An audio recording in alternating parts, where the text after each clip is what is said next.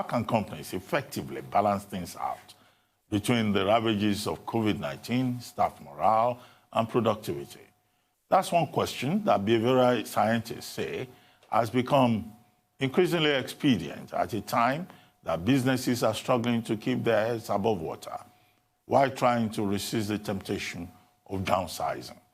Joining us now to deal with this topic is Abiodun Osoba, founder and chief executive officer, Agile Advisor, a company that offers services that are geared towards individuals, teams, managers, executives, and organizations at large who are ready to embark on their Agile journey. And this brings us to the question of what exactly is the Agile experience? Well, we have her here now to attend to this and a lot more. Welcome to the program, Ms. Osoba. How are you? Good morning. I'm fine. Well, thank you for... Yeah, I'm good. But first of all, let's get something straight. Your first name, is it Abiodun or Abiodun? Abiodun. Abiodun? Yeah, because I got two different names. Okay, Abiodun Osoba, welcome to the morning show. Well, can you tell us what this Agile program is all about and what you call Scrum and organizational transformation? How do we transform organizations, particularly in the context of the experience of COVID-19 and after? All right. Thank you for the opportunity. So, what is Agile? I get this question a lot. Agile is a mindset. It's a philosophy. It's a set of values, principles, and practice. It's a way of doing work.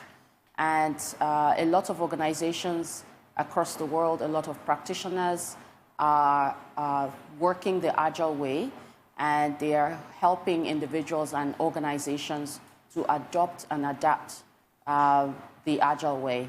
And basically, what happens is that Agile can be used anywhere. It can be used for anything, be it an organization or a business or a project. And basically, what it involves is having the people understand that you have to be flexible. You don't have a fixed mindset. You have to be flexible and you have to be open for continuous improvement and the ability to work in piecemeals or iterations and improve over a period of time. Now, what this does for organizations is that it allows them to move away from a traditional behavior whereby they are fixed and rigid with certain behaviors and practices. It enables them to be flexible, to be nimble, to be able to adapt to change, to respond to change. And we can see what's going on in the world today, the pandemic. Organizations who have been agile or have embraced the agile mindset are having it pretty much smoother than those who have always have a rigid and fixed environment. So how do you transform a traditional organization to an agile one? What are the key ingredients of this agility? Okay, good question. How you transform an organization, it actually starts with leadership. You start from the top. The leader is aware and educated about what Agile is. They know the benefits and what it can do for the organization. They agree with it, and they start the journey. It's a journey over a period of time. It's not something you snap your finger and everything comes in shape. And so what happens is that the organization, once the leadership has made their decision, the organization now goes ahead and finds somebody like me or an organization that they will partner with and walk them through. So there's something that happens first. It's an adoption, whereby during adoption, there are lots of trainings going on, workshops, a lot of webinars, a lot of educationing, so that people can understand what they're getting into. And also assessment happens, assessing the current behavior, the current state of work within the organization. The structure is assessed, the roles are assessed, the value of the organization, their business, everything is assessed. And then Agile now allows you to look for the best approach, the best practice that suits your environment and work with that. Agile has over 40 types of practices as opposed to some other approach that just makes you fixed, So it allows you to examine, your environment and your organization to find what's best. And some of the things that an organization needs to consider is that they need to consider their culture, because Agile actually does infiltrate into the culture. You need to consider your structure. I'll go back to culture. Culture is really huge, especially in a place like this in Africa. And culture, when we talk about beliefs, tradition, when we talk about gender, we talk about religion, and all kinds of stuff people bring into the workplace. And so these are the things that actually stifle an organization embracing this Agile way of working. And so what happens is that the organization needs to be ready, needs to be prepared to go through change. And we all know that the only thing that's constant today is change. Right, it's good to see you again, Abiodun. This is Rufai Hussaini here. Hi, Rufai, it's been a while. It's been a while. I mean, I just want you to talk us through how this can impact a lot of companies in COVID-19. I mean, because things have changed. At first, people don't go to a central workspace any longer. A lot of them work from home these days. And that's also a lot on the psyche of the people, because there's something called Parkinson's rule that I keep quoting that says work pretty much increases when you have the latitude of time. And a lot of people are crushing under the volume of this new work ethic that has to be online. People are on their computers till 7, 8 p.m. So how can companies be nimble to also understand that there's a need for work-life balance during times like this? All right. So we've all been hearing this buzzword, digital transformation. And so digital transformation can only happen through Agile. So Agile is the vehicle that actually allows you to move from point A to point B. So Agile is the vehicle that takes that organization through that change. So with that understanding, a lot of organizations outside of Nigeria already, most of them have a lot of this concepts and belief. And so when COVID happened, my organization, my team, and myself, we started to reach out to a lot of organizations, putting the word out there, reaching out to them, and helping them understand the ways that they can work through this. There's so many things to do. There's lots of good things, actually, that have come out of this.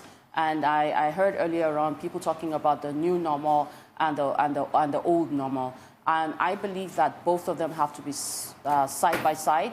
They have to coexist. That's our reality now.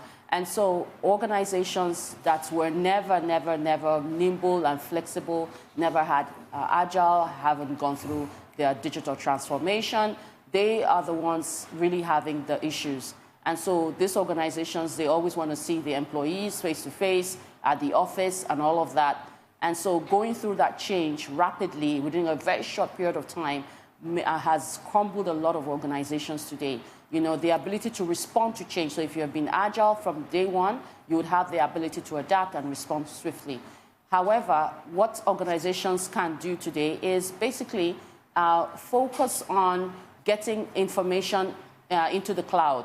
So some organizations are already doing this. Some have just started trying to migrate data, all of their information into the cloud. When this happens, it allows everyone to have access to it from anywhere. When I train in Agile, I always say, you can have employees work from the moon as long as they're showing their productivity. And there's so many ways that Agile helps you to facilitate the team's productivity and the organization's productivity.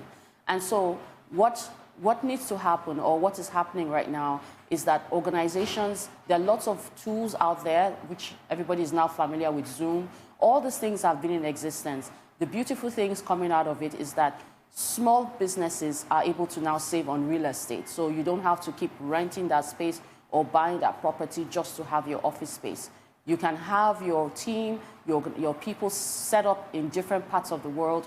You can actually make sure that you focus on getting the right infrastructure. So when we're talking about that, we're talking about the cloud things I talked about. We're talking about making sure that there are tools available that helps for team work. You know, Microsoft has so many out there. Lots of organizations having that. You know, we've all heard about Zoom. We've heard about Trello, we've heard about Jira, we've heard about Teams. All of these things helps to optimize productivity. But to address what you said earlier on, how do you balance this? Well, once an organization makes up their mind to adopt agile way of working, this enables and facilitates a balanced life. And I'll tell you this, which I know a lot of people listening to me right now would not agree. But when you practice Scrum, which is one of the many frameworks of Agile, somebody had mentioned Scrum earlier on, it allows you to actually build a working foundation for your organization, for your team. It's very team-centric, allows them to focus, and allows them to focus on priority of work, helping them determine what is more priority than the other, and deliver, in a, I wouldn't use the word faster, but deliver in a more efficient and effective way. And so if your organization, for example, wants to go agile and you adopt this framework called Scrum, what would happen is that it allows you to do something called capacity planning. And capacity planning, it allows your team to focus on 5-hour work days. So each day is 5 hours. And what the scientists and the psychologists have said is that we are most productive only 5 hours a day. It doesn't matter how long you're in front of your laptop. It doesn't matter how long you're in the office. You can be there for 24 hours. You can be there for 15 hours. It has been proven, and I have seen this many times. You're most productive in a total day for only 5 hours. And so capacity planning helps teams to build this. And this way, organizations can actually measure, they can plan, and they know that if I have 5 people on my team, if I have 9 people on my team, I do know that 5 hours every day in total with 9 people, for example, that's 45 hours of work guaranteed. And of course, you can do more than that, but I'm just talking about what is guaranteed, high-performing and productive. Well, Abiodun Osoba, I mean, all these concepts, organizational transformation, agile, organizational transformation, agile, and Scrum, which is one of the concepts that had come up this morning. Now, can we break it down? Is Nigeria an agile nation? What are those tools within the concepts that you have defined that we can apply to Nigeria, to transform Nigeria, to make Nigeria agile, if it is not agile, in your own view? Can you put it at that, within that framework? I'll try to remain positive with this question. And basically, I believe Nigeria is agile. How? So funny thing is that, in my opinion, the ability to respond to change fast, like you're waking up in the morning, the NEPA takes the electricity, and you have to turn on the generator, you have to figure it out, you have to get out of the house at a certain time. And even if, for example, you're on your way out, you find yourself in traffic. So all of those behaviors, just putting some humor out there, makes you understand that we are kind of agile in our way. In Nigeria, we just easily adapt to all kinds of changes. But honestly speaking, and to be very serious right now, we have a long way to go. And Nigeria is seen as a fourth frontier, like we always take the lead in a lot of things around the world. And so I've been here now since I came back into the country, 3 years, doing all this work, creating awareness. And there's still a long way to go. We are very far from it. Agile speaks to transparency, it speaks to visibility of work, it speaks to being able to prioritize work, being able to focus on efficiency, and all of these things. When we look at our government, when we look at a lot of organizations, these are key pieces that are missing, but it's not impossible to achieve. It just takes a leader to make up their mind, to make a decision and say, I believe in this thing, I've seen the results in multiple organizations, and it can work. And I will tell you for a fact that organizations in Nigeria, not a lot, but some of them that I have worked with have started to understand this, and they're starting to steer their organization in that direction. I believe that it's only a matter of time, right? When we look back another 5 years from today, I believe that if I'm here again to talk about this 5 years' time, I'll be telling you a different story. Well, from your experience, what have you seen to be the hurdles or the bottlenecks for organizations in practicing this agile system? Yes, that's a very good question. So there are many hurdles. The first one I mentioned earlier on, I referred to culture.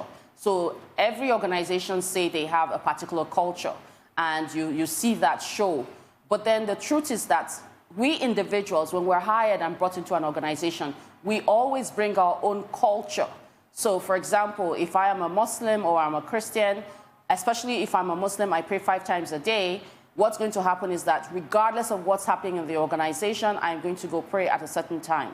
True or false? This is true. And some other religion does the same. They have different things. And people bring all these behaviors into the workplace. Gender is there. You know, you believe that a guy would do a better job than a woman for certain things. It's a mindset. And also beliefs, somebody has a tradition from their family and they've had that tradition for many years. They all bring all of these things into the workplace, and this thing stifles the adoption of Agile. The other things that goes about it is change, the word change itself. Nobody likes change. Everybody loves to be complacent and comfortable. You know, somebody has been in a position for like 20 years, 25 years. He oversees a team of 500 people, for example. He's not going to respond well to this because the change could mean that he would lose his identity. For example, he wouldn't be responsible for 500 people anymore. He could only probably be responsible for 10, and that would mean, you know what, I'm not that powerful, I won't make so much money, and this misconception now leads to certain behaviors that stifles it.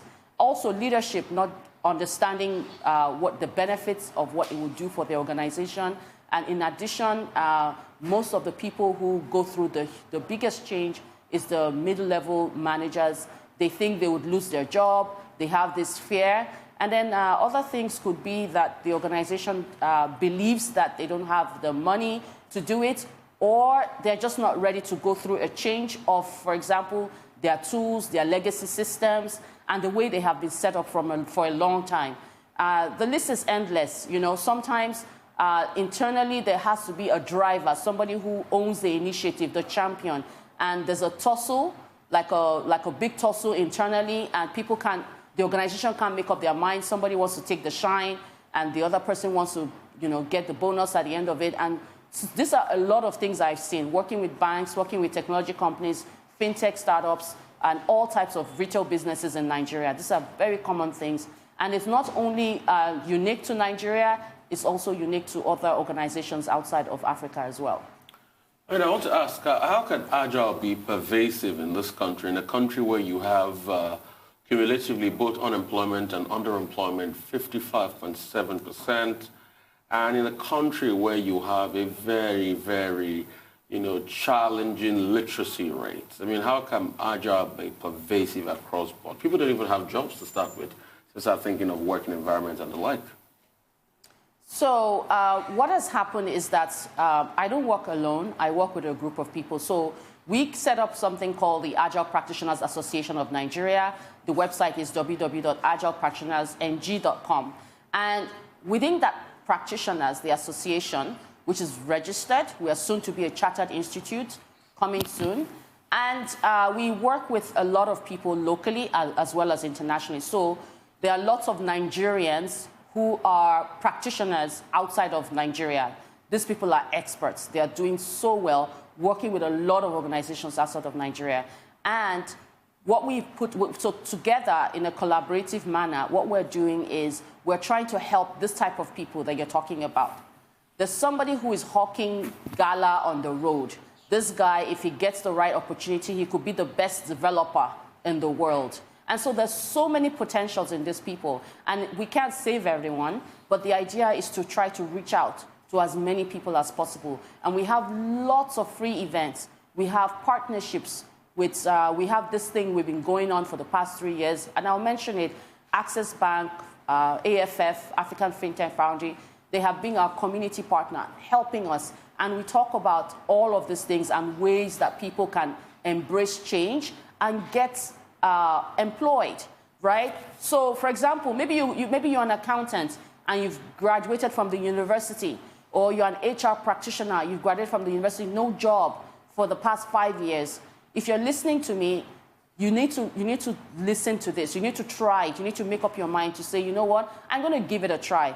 And through this channel, we've been able to create opportunities for many people in the past. We're still doing that, and I believe that we're still able to do that even more. And so in our own little way, this is our own way of, our own CSR of helping our nation. And so not only me, a lot of practitioners, like I said, they are part of the association, they are members, they pay to be a member, and they put in their time, they put in their resource, they offer free coaching, they offer free mentoring, free training, all kinds of things are available so that people can get a head start. Well, thank you very much, Abiodun Osoba. But just before you go, for the benefit of our viewers who may be interested in becoming agile and or you know, taking an interest in how Nigeria can become agile, how can they become a member of your agile community? Quickly, in less than a second, yes, if possible. It's very simple, www.agilepractitionersng.com. We have 2 types of membership, corporate for organizations and individuals, 3 types. Students, 10,000 naira. Professional, 20,000 naira. And executive, 35,000 naira. Loads of benefit. Check it out today. Thank you very much, Abiodun Osoba. Thank you for joining us this morning on the Morning Show. Thank you. Thank you for having me. Thank you. You.